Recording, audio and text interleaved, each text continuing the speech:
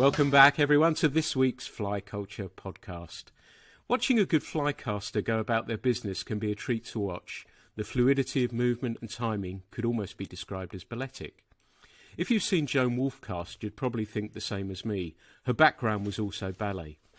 Today's guest is a wonderful caster I've seen demonstrating at shows who shares a similar history, having trained as a classic ballet dancer and has choreographed contemporary dance too. He's had a fly rod in his hand for most of his life, and I hope to learn about his interesting fly fishing career. It's a great pleasure to welcome Christopher Rownes to the Fly Culture podcast. Chris, it's great to have you along. Thank you for taking the time to talk with me today. How are you doing? I'm really well, Pete, thanks. And what an honour it is to be here with you today. I love the podcast. It's kept me going through some pretty rough times here with COVID. And when I couldn't get out to the river, I've been listening to them intently, and it's just an honour to be here. Mate, thanks for inviting me. Well, thank you. I've been a fan, as I said from the beginning, having watched your wonderful fly casting, and we're going to come onto your site, the Floating Fly, a little bit later as well. I'm loving what you're doing there, and that's one of the really nice things, isn't it, about the fishing community, that we're doing these sorts of things, be it the podcast, be it your site, and the many other things that you've done as well, that it's a great way to share things with the fishing community, isn't it? It is, and I've been very fortunate. I've met so many great people along my way in the fly fishing world, and they've given me so much, and I wanted to give something back. And I love to teach, and I love this project. I'm working on the Floating Fly, and to give back all these great things that people are giving me is really, really a pleasure. Yeah, absolutely. I'm with you on that. So tell us, you're obviously not in the UK. Where are you based? I live now in Switzerland, in Basel, with my family. And it's a wonderful place to be. I've lived actually all around Europe and seen a lot of things. But this is my home now in Switzerland. And how long have you lived there now? I've been living here now for 18 years. So I'm actually Swiss. I had to take a test to get a passport, and I've actually become Swiss now. Wow. Well, talking about tests as well, am I right in thinking to get your fishing licence you have to take an exam as well? Yeah, that's true. You have to do a weekend course, and it's pretty thorough actually, which is really good because it shows people who are new to the sport how to handle fish with respect, and and it's a great thing for young people coming in. So I think it's actually a good thing to have. Yeah, it sounds a really good idea. And like you say, from a handling point of view, the welfare, I guess you could bring into these sorts of things the environment and caring for the environment and everything else that goes with it, really, couldn't you? Yeah, they encourage everybody to look after the surroundings and to take away your litter, of course, and, no leaders or anything like that on the side of the river, and just basically to look after and preserve what we have. Yeah. I think, and guard it for the future, for the younger generation. Yeah. Yeah. So I'm thinking, you're saying Switzerland, I'm thinking tumbling streams down mountainside, pocket water fishing. Would that be a relatively fair thought process for the fishing that you have there? Yeah, well, I live in Basel. That's quite an industrial area. It's where all the chemical firms are. So I'm quite far away from the mountains, about 2 hours. But we have other rivers quite close to Basel. One really famous one where Charles Rich used to fish. It's called the Doubs. It's a chalk stream, and it's a shame, but that's been very polluted over the years. But it's starting to make a really big comeback, and I love to fish there. It's really tricky, and we have these beautiful trout there, these Doubs trout, and they're striped, and they're just wonderful wild fish. I love to fish there, but it is a real challenge. And is it similar? Sometimes get away. Yeah, is it similar to what I'd think of as a chalk stream in the UK? Is there? I guess you fish the chalk streams here, and would you say it's similar, but by the sounds of it, trickier fishing? Yeah, it's quite similar, but it's not stocked at all. It's totally wild. So the fish are very, very spooky. You need long leaders. We fish a lot with very small nymphs, nymph à vue. So you actually spot the fish and then take them with very small nymphs. And you need long leaders and very, very fine equipment. And you need a lot of patience as well. But it's a very, very good teacher, this river. I've learned a lot from the do. Yeah. And you mentioned Charles Ritz, A Fly Fisher's Life. If anyone hasn't read it, I would recommend it. It was, he was way ahead of the curve when he was talking about rod actions and everything else, wasn't he? Yeah, I mean, he was basically a genius, I think. He's the son of a Swiss hotelier guy, and basically dedicated his entire life to fly fishing. And I think he was an inspiration. This book, you can still read it today, and it makes so much sense. And high speed, high line, and I'm quite a fan of Charles Ritz. Yeah, and like I was saying, the rod design stuff as well was amazing, wasn't it? And I think he was working, am I right thinking he was working with Hardy as well at some stage, and they were coming up with some of those tournament rods? Because there was a casting scene there as well, wasn't there, in casting competitions and things, wasn't there? Definitely, there's quite a big tradition in Switzerland of casting, and I think Charles Ritz was really at the forefront of it. And he was all over Europe, in Paris, and all these fly casting competitions, and he had a big hand in developing these rods for tournament casting, and had some pretty funky ways as well with trying to strengthen up the wrist with filled up wine bottles full of sand and stuff. So he was an inspiration, that man. Yeah, absolutely. Yeah, it's worth, if you get the chance, anybody, that Fly Fisher's Life, I think it's called, and it's really, really interesting yet still contemporary, which is really cool. So let's go back down your timeline, Chris, and I'd love to know where fishing began for you. I guess that started in the UK, did it? It did. My father was a really an outdoors person, and he dragged me and my brother to the river at the weekend. I was really into skateboarding, to tell you the truth, when I was very young. And my dad used to take us to the river, and we used to go to on the Clon. I don't know if you know, it's a very small little river in Shropshire. And bit by bit, I started to understand what my father found so fascinating with the river, because I was into Skateboard City, and Tony Alva and all these people. And I started to realise how wonderful it was to go on camp with my father for the weekend with my brother and catch fish, sometimes with a worm rod, sometimes with a fly rod, whatever would work out, and made a big impact on me. I must admit, a big influence, and to this day I still think about those days by the river with my father and enjoying just being outside and the nature and the birds. And he knew so much about wildlife, and he was inside of me, but I was quite energetic as a youngster, and I needed a challenge, really. So I was trying everything. I was trying to find the thing for myself. And that's an interesting route in, isn't it? Because I guess a lot of the time the traditional route would have been on a still water and, catching some rainbow trout as a youngster as well. But that's a really properly in, isn't it? With on the river, mixed methods, but learning, I guess, watercraft very, very quickly, I guess, didn't you?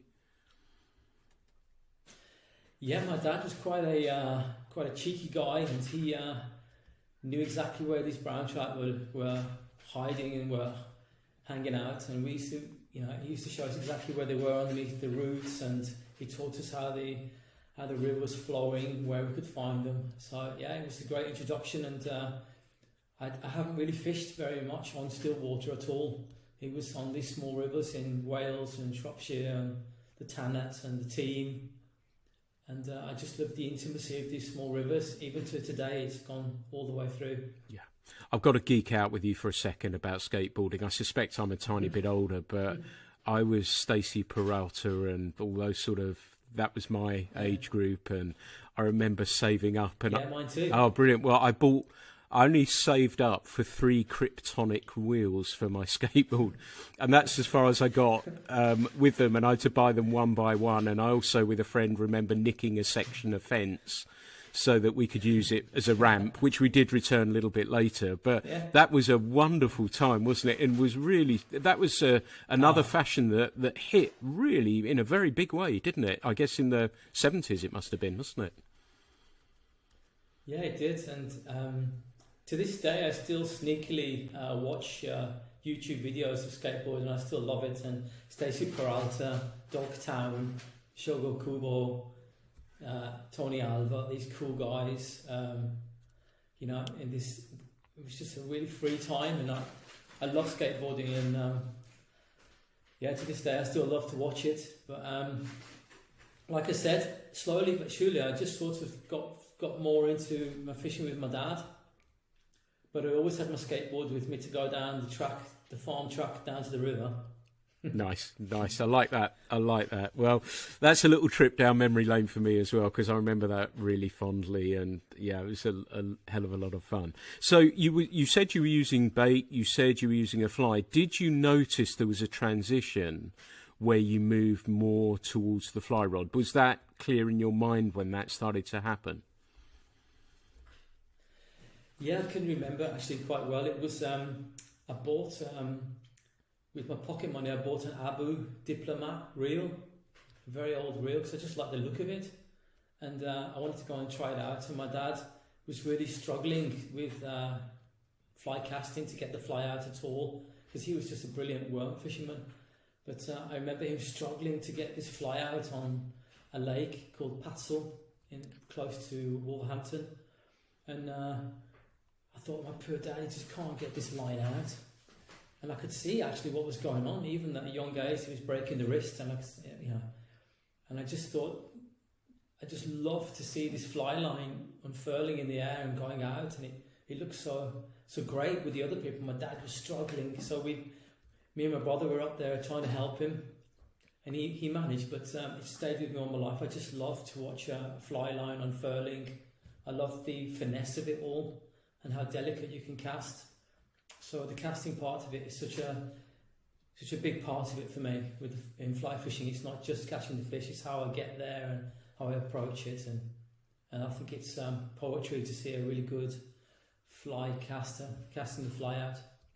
Yeah. So you realised then that was that sort of the tipping point for you, that you realised, yep, I think I'm in more so in fly fishing, or were you continuing to do worm fishing with your dad, or was it becoming less and less and less?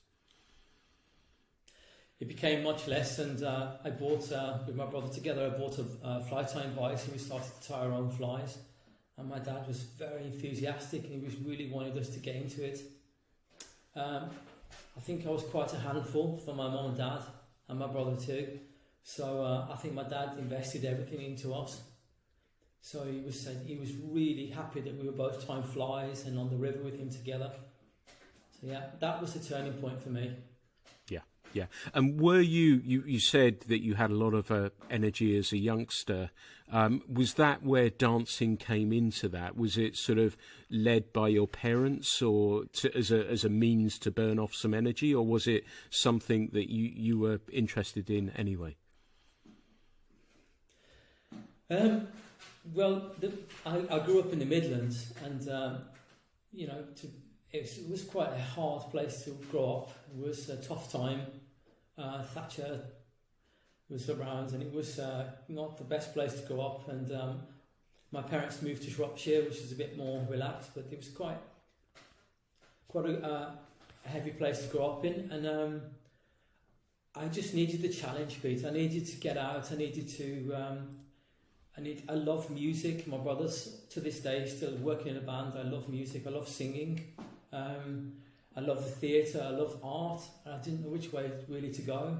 I was looking for a vocation in life. And then I started to breakdance. In the 80s, I was breakdancing, and I was competing and having battles and things. And I really loved the challenge of breakdancing. It was really. You have to be strong, you have to be physically fit, you have to be on your game. And my mum said to me, why don't you go and try it out in a dance school and see if you like it?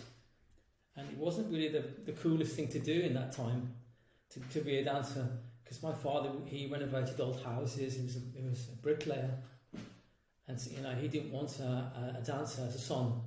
But I went to this dance school, and I just fell in love with dance. It was so hard. It was such a challenge. You really have to work hard to be a dancer, and I needed that real push in my life. And then I knew exactly where I was going. I had one focus, and I just fell in love with dance, and then I was just in it completely. There was nothing else around me. It was like a channel vision. I was listening to music, dancing every day, 8 hours, and practicing, and I wanted to become a professional dancer because I thought that was going to be my vocation in life. Wow. And so did fishing as a result of that go into the background for a short time? I think almost everything did at that time. I could only think about one thing. It's so physically demanding and so mentally demanding that I just invested everything I had into becoming a classical dancer, because it really is a really tough sport, tough lifestyle. What can I say? It totally engulfed my life and the way I lived, and I only had one dream, and that was to become a professional dancer. And I trained really hard, and I was very, very fortunate. I took an audition in London, and with no hope of being accepted to a school in London, but they actually took me at the Royal Ballet School. To this day, I'm extremely grateful, and I ended up living in London for 2 years and joining the Royal Ballet School, and they just have a melting pot of the greatest teachers and art, music, and London was so thriving at that time. It was just alive, and I was just so happy to be there, and I just immersed myself in dance completely, so I completely forgot about fishing for 2 or 3 years. It's interesting that you talked about the dancing there. How did you get from breakdancing, which again, I remember the days where you'd have your roll of lino under your arm and go there. I'm not a talented dancer by any means, but I remember watching people breakdancing again when the Rocksteady crew and everything else was around, and much more cooler stuff as well. But how did you get from breakdancing to ballet? How was that journey? Because they almost seem, in some respects, complete polar opposites. But I guess in other respects there must be similarities.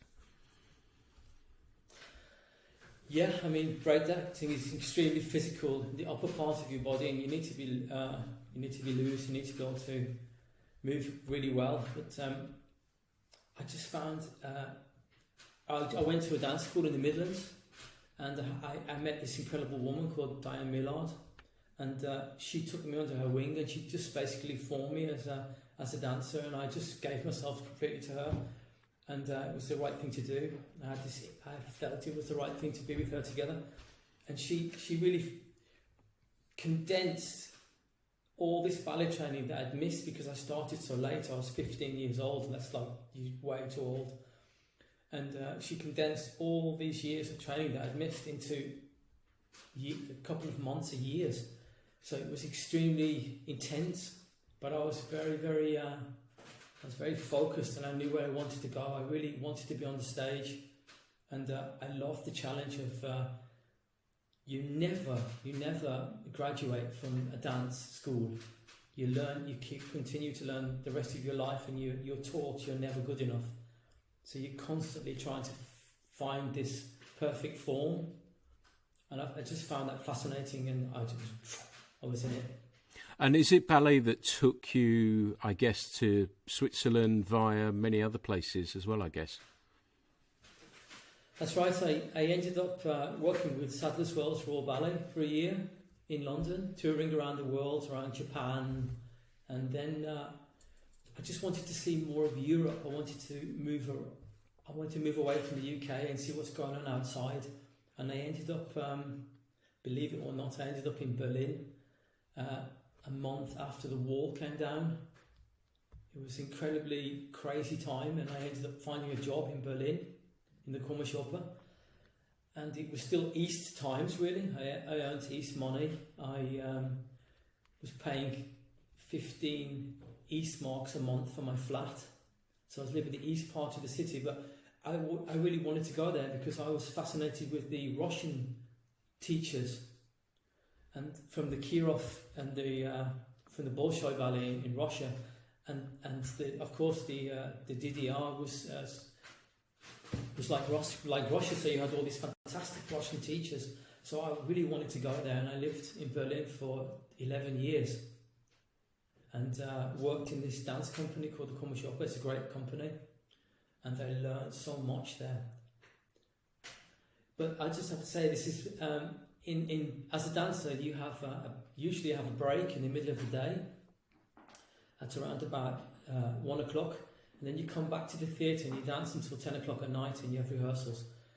But Berlin's such a huge city, I didn't go home because it was too far to go back home and come back. So that's when the fishing started to come back into my life, because I used to hang out in the fly fishing shop in the break, and I met a great guy there. His name's Ralph Hoffman. It was Ralph Hoffman. Slowly he passed away, but I went to this fly fishing shop and I spoke to him about wine, women, theatre, dance, philosophy, almost everything apart from fly fishing.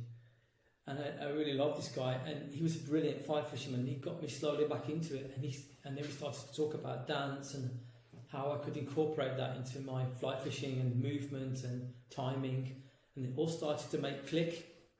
And Ralph gave me a Sage LL rod. He said, take it away for the weekend and just give it a cast and see what you think of it. And of course I took it, it's a beautiful rod, this LL, and cast it all the weekend in Thüringen in Germany, in the mountains, and fell in love with this rod. And I said to Ralph, look, I can never afford this because I only earn East marks. And he said to me, I'll just give me 700 East marks. So he basically gave me this Sage rod, and I still have it. And I still secretly love to fish with it. Wow, that's a really pivotal moment in your life, I guess, in many levels, isn't it? And not being able to go home, but meeting someone, I guess, who in many respects became a mentor on many levels by the sounds of your conversations. That must have been not a lucky chance meeting, but one of those things that I guess was almost destined and meant to be for you, wasn't it? I think so. I think, to tell you the strength, to give you an idea of the strength of this man, in 2 weeks I fly to Berlin and I give a fly casting course. And one of my old friends said, let's get together, all the friends of this guy called Ralph Hoffman in Berlin. We get together and have a drink and talk about the old times, because he really was a brilliant man, but very, very quiet, but he gave on his knowledge. And I'm still very, very thankful to this day, and I keep his rods here and I fish it whenever I can. So yeah, it was great. It really changed my life, and I really started to think of, in that moment I thought, dance is a very short career. When you're 35, you're an old man, basically. And I started to think already, what am I going to do after I actually finish dance? And wouldn't it be cool to make like this vocation, or this like, I was very lucky to find dance, but to maybe to work in the fly fishing industry, that would be like another massive chance where I could really chat. And then I started to think already about the future, maybe in the fly fishing world. Everybody told me, forget it, it's impossible, but I thought maybe there's a chance to get in some way, selling equipment, teaching somehow. And like all dancers, with 32, 33, you go into retirement. And I was married to a Spanish lady, and we had a daughter together, Alba, my beautiful Alba. She's 21 now. And I moved to Spain because my wife was Spanish, so I lived in Spain for 3 years. And that was like a real catalyst of how the future could turn out for me. And so whereabouts were you in Spain? Was that thought about working in fly fishing, did that coincide with the location of where you were, the available fishing and everything that went with it?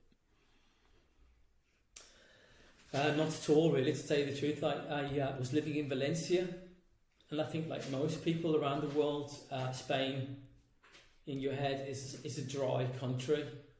There's not much fishing there at all. It's just wine and toreros and paella. And I must admit, I did get a bit of a depression. I thought I didn't really know what to do with my life, because it's such a huge void when you finish dancing, because you're living in this bubble of the dance theatre world. And I went a bit down. I didn't really know what to do with my life. And then I started to go to a club, believe it or not, in Valencia. There's a fly fishing club, meets every Thursday evening. It's called Rownes. It's a bit like the Wild Trout Society in the UK. And they meet every Wednesday evening. You can take a bocadillo with you, like a sandwich, and they buy wine, and you all talk about flies, and talk about somebody makes a fly, somebody shows how to make leaders, somebody talks about rod actions. And then I started to realise, oh my God, these Spanish anglers, they're really, really good. The flies they were tying, coq de leon, they were using silk with gloves. They were tying flies with gloves on so it wouldn't damage the silk. And the delicacy of these flies, I thought, God, these flies are amazing. And then they were talking about leaders of like 4 meters long. I was like, I've never heard. Or 5 meters and stuff. So I went out fishing with these people, and I realised, wow, there's a whole other world out there of fly fishing culture. They were using silk lines for very, very delicate presentations. And they were catching really big fish, and then they said, "Oh, you have to come with us to Lyon, and you can come and get some feathers from the farmer yourself."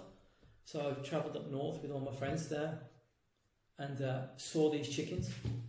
Bought some real coq de leon, which is when you see it in real life, it's amazing. And I started to fish in the Porma, in the Orbigo. There's some rivers up there, the Rio Luna. There's some rivers in Lyon which are absolutely wonderful. So I just dived in head first. I had to learn Spanish in a week. I just wanted to learn to be able to speak to these fishermen. So I learned Spanish, and to this day again, I was just very, very lucky to take some of this information with me back home. I still fish in this style with long leads, and I really am a big fan of the fly tyers from Spain. Yeah, the fishing there, I've been fortunate to fish on the way to Andorra in Catalonia there, which was almost life-changing, because I think I've mentioned it on here before, the barbel as well that I discovered in the rivers, which were absolutely phenomenal. But it takes me back to when I was guiding, and there was a gentleman, Rafa, that I used to guide from Lyon, and wow, was he an angler. Yeah. Was he an angler? He was just absolutely fan. I didn't even know why. In the end, we ended up fishing together, and because we had such a good time. And I thought, there's not a lot I can show you. I can show you where the fish are in the river, but your technique and skill was just absolutely fantastic. So yes, I have a very strong feeling for the fishing there and everything that goes with it. And it was interesting, you talked about feeling low coming to Spain. Was that sort of coinciding with the end of your dancing career and the lack of fishing? And then it must have been, as you've described, a massive boost finding like-minded people that you could express that passion for and reignite it, I guess, in some respects. Yeah, like I said, when you, I think I can speak for all dancers in this way. It's so enthralling and so compact, the life of a dancer, that when you actually finish, you're in a bubble, because you're in the theatre, you were protected, so you didn't have to think about tax and things like that. It was all sorted out. You just have to go and perform, and then when that floor is taken away from you, you just drop. And that was what happened to me, really, because I wasn't really sure what to do, because I'd invested so much time and effort into dancing. I didn't really have time for anything else on the side. So yeah, I did fall down a little bit, but yes, what can I say? I went to this club in Spain, and I met these people, and then one of the guys there said to me, Jose Ricardo Mateo, his name is, he said to me, "Oh, Chris, in 2 weeks' time, a friend of mine's coming from America, and he's going to give a lecture about fly casting. Would you like to come to the lecture?" And I said, "Yeah." And I said, "What's his name?" And he said, "His name's Mel Krieger." So I went to this meeting in Valencia, with my sandwich in the hand and a glass of wine. And this guy came in. Just the way he walked was cool. And he walked in and he gave this talk about fly fishing and fly casting and teaching of fly casting.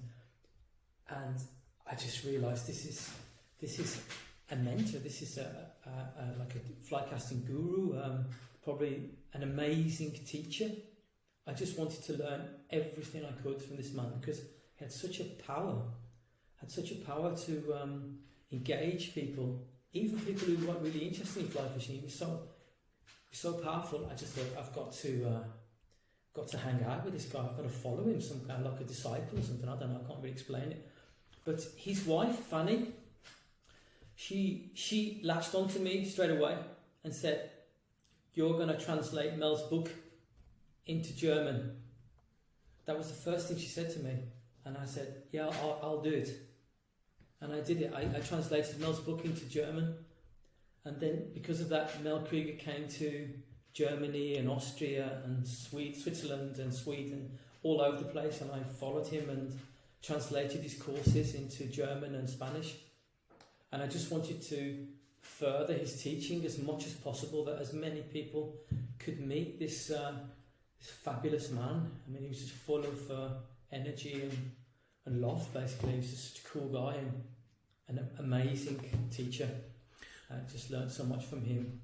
His book, if any of the listeners aren't aware of it, is called The Essence of Fly Casting, and for me that was a seminal book as a instructor as well. And the thing that I loved about it was that he explained a lot, but in a non-technical manner. And I still use the phrase and think about the phrase "wump" for the casting stroke, and it still makes me smile. And I guess at that time there wasn't a whole lot of stuff, and I know we were talking off mic, and Ed Jurowski's book as well, I guess, was out. Would that have been at a similar sort of time as well? But there wasn't a lot an aspiring fly caster, an aspiring instructor could really get stuck into. I guess in some respects were there, and that one for me made so much sense. Beautifully photographed, eloquently written, and made perfect sense. It must have been thrilling to see that from the inside, and one of my great regrets is that I never got to see him cast or talk about fishing, and I still think about that because his book had a profound impact on me too. I'm sure you'd love to have heard that, saying that. I think his book was a milestone in angling literature. I think he told me he had an old shack next to a river in Northern California, and he went there at the weekends to condense the book, because it started out quite big, and every weekend or very often he went to this very, very humble little shack and condensed the book, and he wanted to get it down to 100 pages. So he completely compressed it into its essence, and I think that's the magic of that book. It really is the essence of fly casting. Of course, some of the things now, because everything's been investigated with cameras and stuff, you can prove some things are wrong or right, but I think the essence of it is still so valuable today. And his teaching was teaching, and the way he could communicate, well, it was just unsurpassed. Even my dance teachers, that I had very, very good dance teachers, they couldn't convey movement as simply and so understandably as he could, and that was a big thing for me, because after I stopped dancing, I was teaching dance, and I thought to myself, I'm going to use his teaching methods in my dance classes, because he makes it so understandable. So I was using Mel Krieger's fly casting philosophy with my dances, and it started to click. The kids all of a sudden were getting better. They were improving, because I tried to make it as simple as possible. But that's the most difficult thing, I think, is to reduce a complex matter to its simplest form. And Mel was just a genius in that. What was his background then? Was it teaching of some sort, or was it just the amount of time he invested in making, as you say, stripping everything back? I think Mel had a travel agency, but I think before that he was selling a salesman. He had the gift of the gab. Yeah, I don't know. He was just a very wise man and very well read and eloquent, and always had a poem or a great joke to say at the end of a meal. And it was just like a magnet. And I can tell you one quick story. I hope it's not getting boring, but I was translating a course in Spain for Mel, and we went to this big old shooting lodge, and all these guys from Madrid came with their wives and kids to this old hunting lodge, and they all walked in, and it was a big open roaring fire, and everybody was drinking red wine and really like psyched up for the next day. And Mel said to me, "Tell everybody I'm very disappointed with everybody." And I said, "I can't do that, Mel. This is Spain. Don't freak out." And I said, "Why?" And he said, "Just tell everybody I'm totally disappointed with everybody already." And I plucked up the courage, and I said to the people, I said, "Mr. Krieger says that he's not very happy with the people who are attending the course." And they're all like, "What? We haven't even done anything. What's the problem?" And he said, "You've brought all your wives, you've brought all the kids, and not one woman and not one man is, not one woman or one child is taking the course tomorrow." And he said, "I want to see all the women and all the children with a rod in their hand tomorrow." And he left. Just left. So I was stuck there with all these people trying to, it was quite a heavy moment. And the next day, they all turned up. All the kids, all the wives, and they were all there on the course. We had to scrape rods together from left, right and centre. And then Mel had such a way to explain things so simply that these women, they just picked it up. They just picked it up. They could do the double haul after a day. They were having fun. And then the men were looking at them and seeing that they were improving. So there was like this tension between the women and the men. And he used to come over and say to the lady, "Oh, you're really great. You've made so much improvement." And then he would walk on to the men who were really like pulling themselves together. So at the end of this course, everybody was casting really well. So it was an incredible weekend. And that was a story from Mel Krieger, great guy. Wow. I could listen to stories about him for hours, but this one's about you. And I guess as a result, did you see a very sharp improvement or change in your casting and the instruction? I guess you'd become an instructor by then as well, had you? Or you were in the process of becoming one?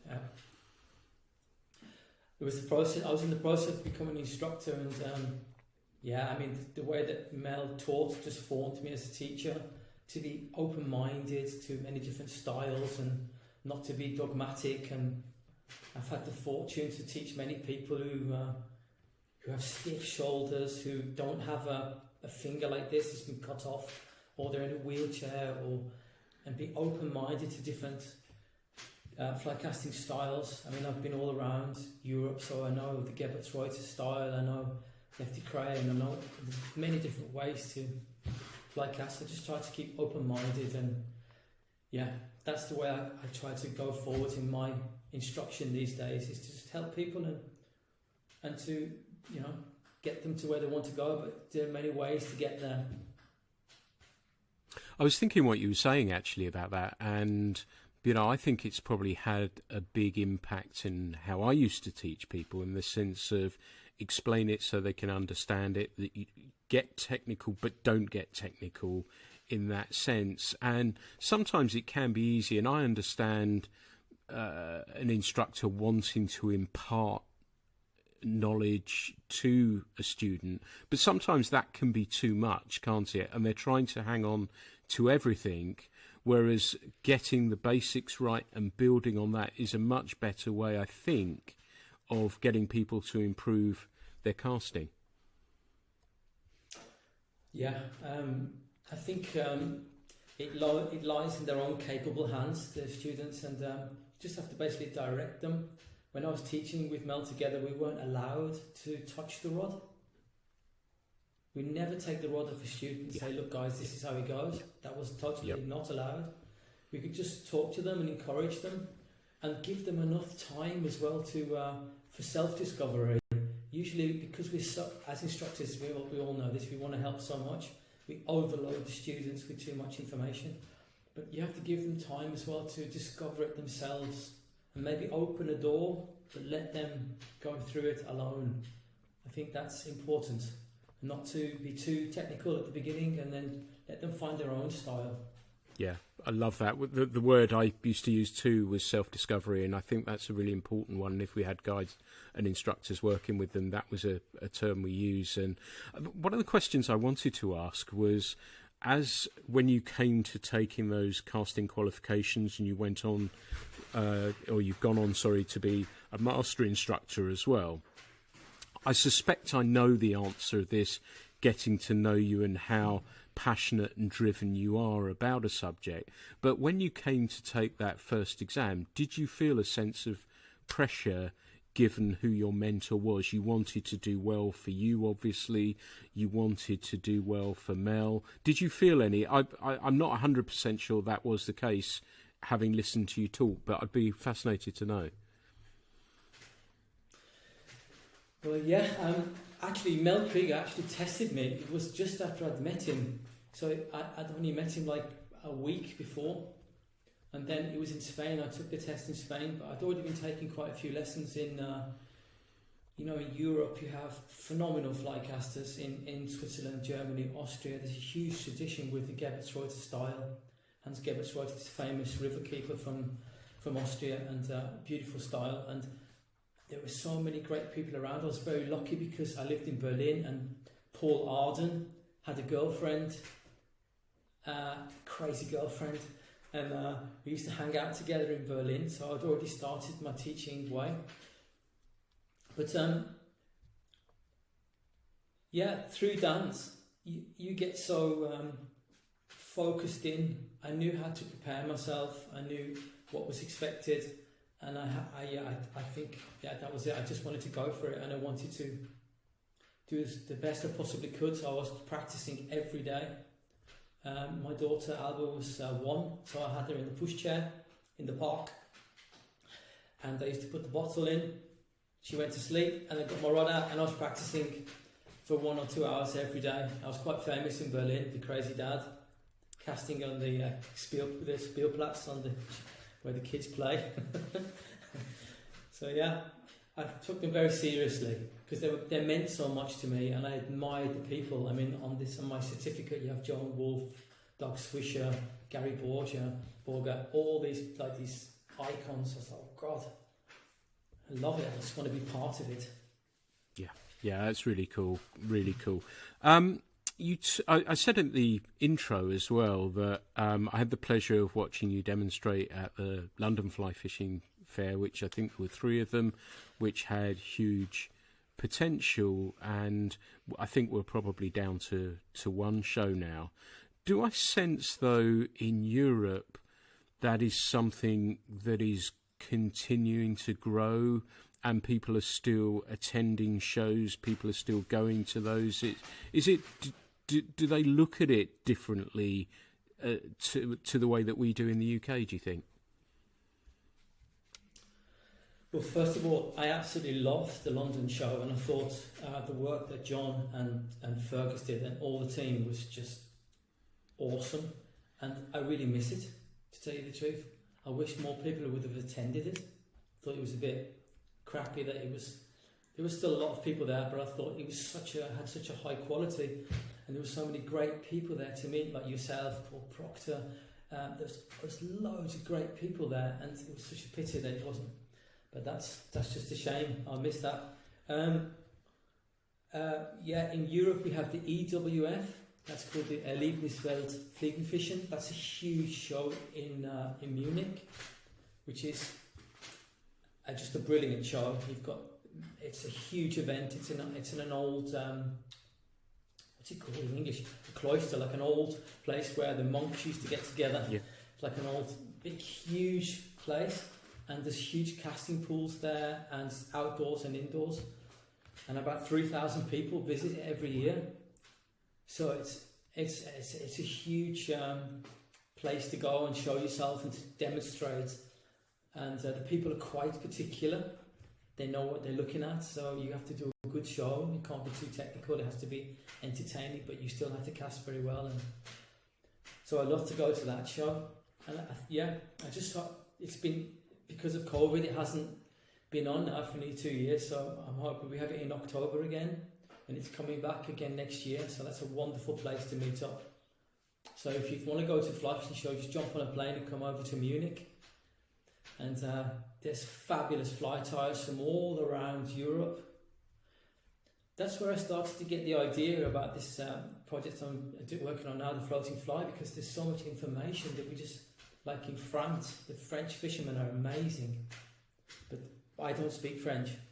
So to get that information out, and I've got friends now who help me translate things, because I want to find out why they're so good, there's so excellent fly fishermen there. That sounds really interesting, and the show, we'll come on to the floating fly shortly, but that's fascinating to hear 3,000 people attending, which I don't know how many go to the remaining British Fly Fair show. It may be similar, it may be more, it may be less, I don't know. But that's phenomenal numbers, isn't it, just for one place? And it shows us that there are many places, as you've alluded to with the floating fly, that we can learn from, and sometimes I wonder we can be too blinkered in how we look at things, and there are people doing things on different rivers, as we're river anglers mainly, I guess, that you can learn from. That is completely, and I'm coming back to Rafa, I learned some interesting stuff at how he was approaching and looking at those sorts of things. But you've done the shows, you've been translating, you're qualified, I guess you're guiding, you're instructing, and then you're working with Guideline now as well as a sales agent, and that must be a fascinating role to be involved in, to be in that community in Europe. Yeah, that's another. I was extremely fortunate again in my life. When I stopped dancing, I was teaching a lot of dance in good schools all around the place, around Europe, and then I started to get I started to get a bit tired of teaching, and I was worried that the standard would go down. So I was looking again for a new challenge, and I was asked for a really great shop in Germany called Phishing. It's a very, very big shop, great shop. He asked me to come and demonstrate at the show. So I was demonstrating at the show, and I know Alex, the guy who owns the shop, very well. I've taught his son to fly cast, and then at the show I met this. I was just lucky again. It's a guy called Leif Stavmo. He's the designer or rod designer. He makes all the products, the hardware products, the Guideline, and he's a phenomenal person. Super nice guy, open-minded, has so much information about rod building, about fly lines, reels. He's just a guru. And I met up with this guy, and it was like talking to an old friend. Got on with him straight away, and I thought to myself, wow, if I would go anywhere, it would be to Guideline, because they produce these amazing salmon rods, these amazing shooting heads, lines, reels, everything for salmon fishing. But sort of undercover were the trout rods and the trout lines. Nobody really talked about them very much. The LPXE, still to this day, I think it's one of the best rods. And some of the lines that Leif Stavmo designed, the high water, the forecast, it's just brilliant lines. So I thought to myself, if I can get involved with this company somehow and bring my enthusiasm for river fishing, trout fishing, grayling, things like that, maybe I could make an impact. And now I work for Guideline as a sales agent for Central Europe, and I think we've really pushed out some really good equipment now, and it's improving all the time. And I use my influences by meeting brilliant anglers around the world, and I bring that in. And life's super open-minded, and we're developing new rods for dry fly, for nymph fishing, new leaders, new rods, reels, lines. Yeah, I'm just very lucky to be part of a great team. I mean, Jim Corrie, Leif Stavmo, Andreas Müller, Brian Stewart, this is just brilliant anglers. it's like a big melting pot. They're very open-minded, so I'm really happy. And I get the sense that you're involved with development of products as well. Yeah, sometimes I get the chance to assist. Like, I'm not a developer of any sort, I'm just a salesman, but every now and then he asks me for my personal opinion, and I can put in my 2 pennies worth, and yeah. I'm very lucky that he even asked me, because he really is the rod master, the rod father. I mean, that guy, he's a genius. Yeah. And have you noticed during these strange times, as has been reported in the UK, that there has been an uptick in interest in fly fishing as a result of people not being able to travel or wanting to get out into the countryside a little bit more? Yeah, I think that's one of the benefits of being from this COVID, this terrible thing, is that more people are getting into outdoor sports. Their mountain bikes are selling like never before, and people are getting out. And definitely, I know this from the fishing clubs in Switzerland and Germany. The applications are double. I mean, there's double the amount of people trying to get into these fishing clubs now and interested in fishing, which is just wonderful. New young people getting into it. Strangely enough, there's lots of people who snowboard in the winter, are fly fishing in the summer. Some of my best friends are snowboarders, so it's a cool thing to do. I think it gets people outside, and they appreciate now our environment more than before. I think it's one of the upsides of the COVID. Cool. Yeah, that's great to hear, and long may that continue. I wanted to move on to the floating fly now, because I think this is as somebody who loves reading about experts, and I remember a book years back, and I think when I did a book selection with Gareth, actually, I mentioned Wisdom of the Guides, which was just interviews with fishing guides from around Montana and the US as a whole.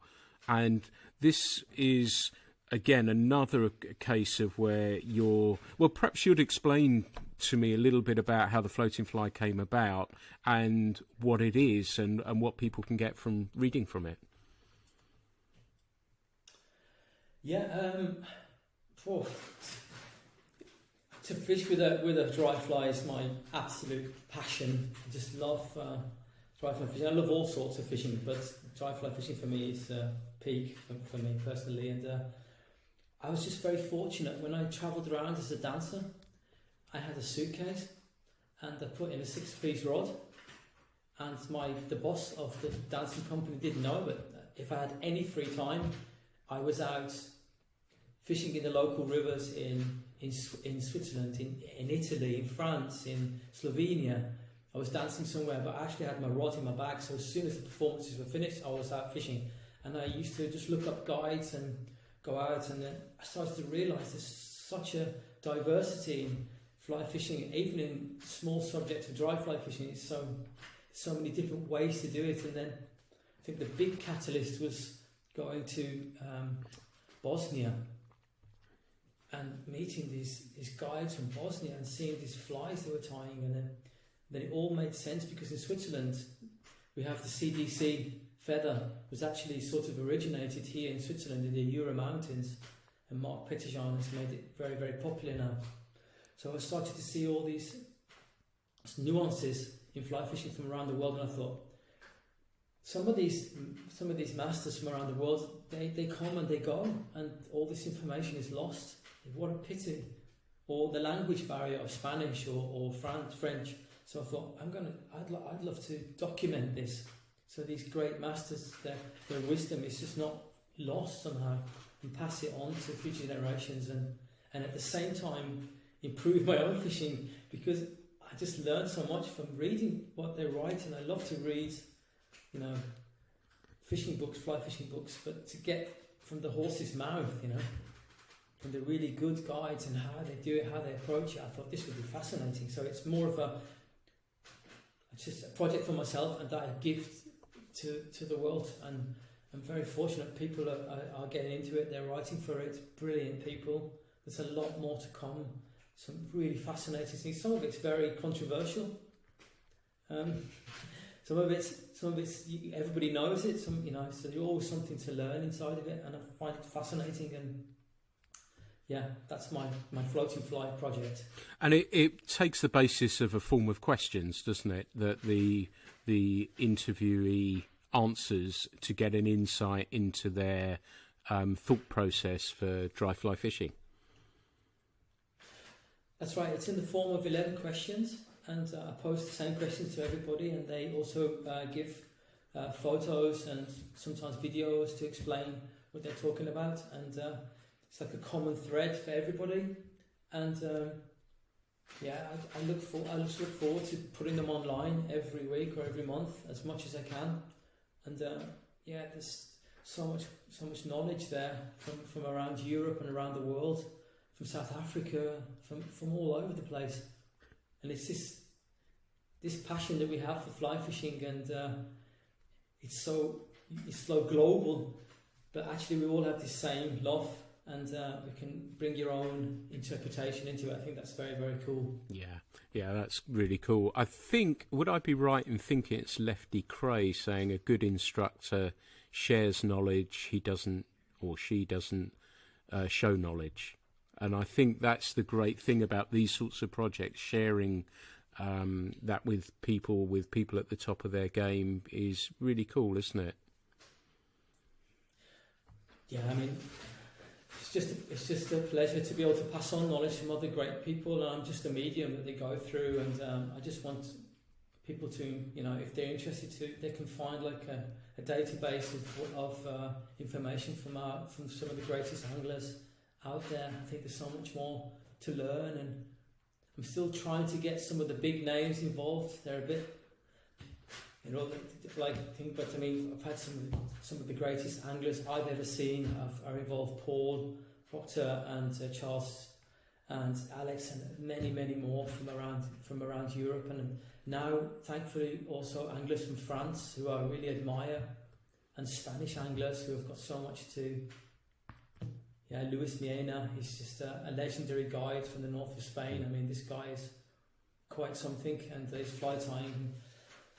Yeah, it's a fascinating project, and I look forward to doing it as long as I can.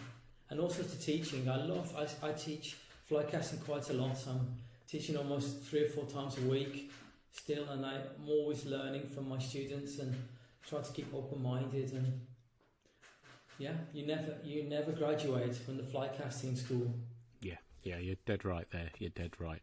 I always think as well with these well-known people as they get older, and I'm sure you got the chance to do so with Mel, that I always try and drop a message or whatever to let them know what they've meant to me and how they've influenced me. And I was sad to hear of the passing of Taft Price just recently, who I have some of his fly tying books and never got the chance to say that to him, and I wish I did. And I think via projects that you're doing and other things, it's easier to reach these people, and I think it's really cool. And even in other spheres, non-fishing related, I always try and say thank you to somebody that it had an impact on me, because I think it means a lot to them. And I think things like this are a really great way to get access to these sorts of people's thought process, but also, if it's possible, is to thank them for it as well, isn't it? To me, it's a really important thing to be able to do. That's just a great thing, yeah. I don't know, maybe getting a bit sentimental now, but my sister's husband died very young with cancer, with 30.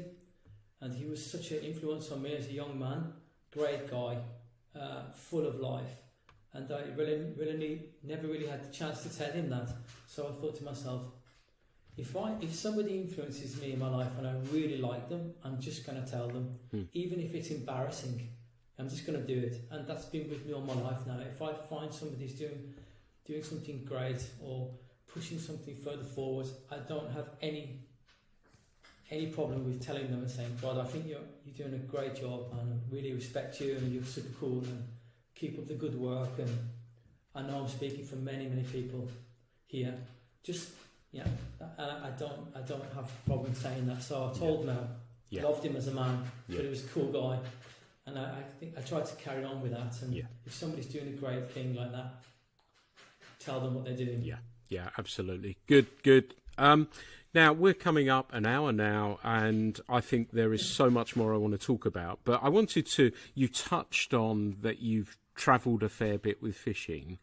Is there somewhere that has a very special place in your heart? I'll tell you what, I always say one, but let's give you two places that are really special to you, and why? That's a good one, because I like so many places, but I adore, I love Iceland, the Laxer in the north of Iceland. I think it's a magical place. I love to go there every year, and I host trips there, and 3 or 4 weeks on the Laxer. I get to know it better and better every year, and that's just a wonderful place to be. I don't know if you know this story, Pete. There were 2 brothers who live on the Laxer. Used to be two twin brothers who lived on the Laxer, and they wanted to build a dam at the top of the Laxer River by Meerbadsvit, and they started to build this dam at the top. And these 2 brothers, these identical brothers, went out, bought TNT or gelignite, and they exploded the dam, and they destroyed the dam. And then the police came and wanted to find out who'd blown up this building site of the dam, and the whole village came out and said it was all of us. Oh, lovely. And this river, it's a holy river. I think there's like a plaque there now where they blew up the dam in memory to these 2 brothers who saved this holy river. So I love to go there, and I love to bring people there and show them this fabulous river. There's something special about the energy. What I was going to say, I was very, very fortunate to give a fly casting course about 6 years ago, and there was a guy on there, interesting guy, army soldier, parachutist, banker, all at the same time. Spoke to this guy and he said, "You should come to New Zealand." And I said, "I don't know anybody in New Zealand, I don't know how to get to the rivers, I've got no idea." And he said, "Just come with me." So I went with this guy called Jan Ekman. He's quite tough, he's a soldier guy. So we went out camping there, and I must say the South Island of New Zealand is a very, very special place. I was very lucky to meet Micah Patrick, a phenomenal guide and a phenomenal man, and to fish with him together, and to walk for miles into these breathtaking valleys and to see these trout. It's just, that's pretty high up there. Yeah, it's a pretty special place, isn't it? And it's interesting, I think you could almost draw parallels now, can't you, with Iceland and New Zealand in, if you are looking for the trout of your lifetime. It seems to me that Iceland, was more seen initially as a salmon destination, but in subsequent years, the phenomenal trout fishing that is available there, and it doesn't kill you to get down there either. It's not exhausting to get there, which is a whole lot easier. No, it's not. Yeah, I mean, it's quite close. It's only 3 or 4 hours away, and it's not as wild, of course, as New Zealand, but you can catch really, really beautiful trout on a dry fly, big fish, and it's a challenge. I mean, the rivers are not so deep, so they really run. You need a lot of backing, you need strong hooks. It's not a piece of cake, like everybody says it is, to catch the really big ones. You need to be stealthy, and you need to be delicate with your presentation. You need to have a choreography. You need to know where you're going to run when you hook that big fish, how it's going to react and stuff. But I'm also, there's another place I forgot to mention. I used to go to Kalofka and fish for trout there. I was 10 or 12 weeks up there, and you fly out with a helicopter and they drop you off for a week, and then in the middle of the week you take it to another place. That is probably the remotest place I've ever been in my life, because there's just nothing there. You've got no telephone connection, you've got no people, you don't see the tracks of human beings at all, and it's breathtaking to see those big Russian trout rising on Kolovka and Litsa rivers. I was feel very privileged of seeing that and to experience these hatches where everything is hatching. It's just a cloud of flies. Everything you can think of, stoneflies, mayflies, everything you can think of all at once. And then these huge Icelandic trout rises. Wow. Nice. I get shivers just thinking about it. So those three places I love. But I must say, every now and then when I get the chance, I come back to the UK and I go down to the rivers where I used to fish. I don't know, if I can get back into the Midlands, I go up to the team. I like to fish. I love the intimacy of the small streams in the UK. And of course the fish are not as big, but they're jewels anyway. They're jewels, they're perfect in every way. So I appreciate small trout, of course, just as much as the big ones. Well, it was really fascinating for me when you described those the Icelandic trout. You had me because the first thing you said, they were beautiful, not big. And that was very key for me, I have to say, and really wonderful to hear that. And lovely, fabulous places. And like you say, the intimacy of those small streams of the UK and other places is something special. But I guess they're all beautiful wild brown trout, aren't they? Yeah. I haven't met an ugly one until now. Fantastic. Chris, it's been, like I say, I could speak to you for absolutely hours. I think we share a love and a feeling for what we do in fishing, and I think we could carry on for hours. But thank you so much for taking the time to talk with me today. If people want to get hold of you for instruction, how do they do that? And also, if they want to read The Floating Fly, how do they find that? That's kind of it. I've got two web pages for my fly casting. It's christopherrownes.com, and for the floating fly, it's thefloatingfly.com, all written together.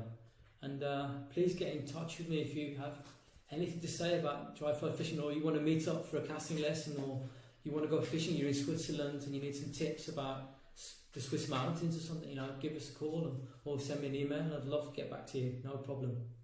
Fantastic. Chris, it's been absolutely fabulous speaking to you. Thank you again for taking the time and for being a guest on the Fly Culture podcast. Thank you. It's a pleasure, mate.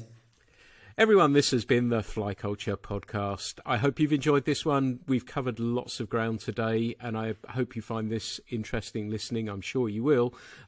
Thanks so much for listening, and as ever, there'll be plenty more. If you're enjoying what we're doing, let me know. As you know, I always reply.